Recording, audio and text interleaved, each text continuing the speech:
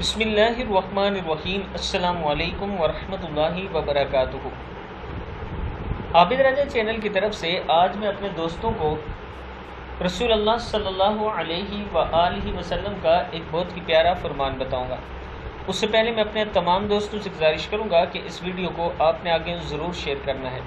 تو شروع کرتے ہیں۔ بسم اللہ الرحمن الرحیم۔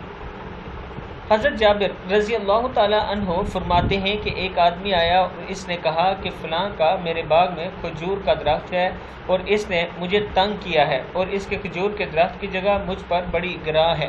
آپ نے اس کی طرف پیغام بھیجا اور کہا فلاں کے باغ میں جو تیرا درخت ہے وہ مجھے فروخت کر دے۔ اس نے کہا نہیں۔ آپ صلی اللہ علیہ وآلہ وسلم نے فرمایا مجھے ہبہ کر دے۔ اس نے کہا نہیں۔ آپ نے فرمایا جنت میں کھجور کے درخت کے بدلے مجھے بیچ دے۔ اس نے کہا نہیں۔ آپ صلی اللہ علیہ وآلہ وسلم نے فرمایا میں نے تجھ سے بڑھ کر بخیل شخص نہیں دیکھا مگر جو اسلام میں بخل کرتا ہے۔ یہ کتاب کا حوالہ نیچے موجود ہے، آپ دیکھ سکتے ہیں۔ اس ویڈیو کو آپ دوستوں نے آگے ضرور شیئر کرنا ہے۔ السلام علیکم ورحمۃ اللہ وبرکاتہ۔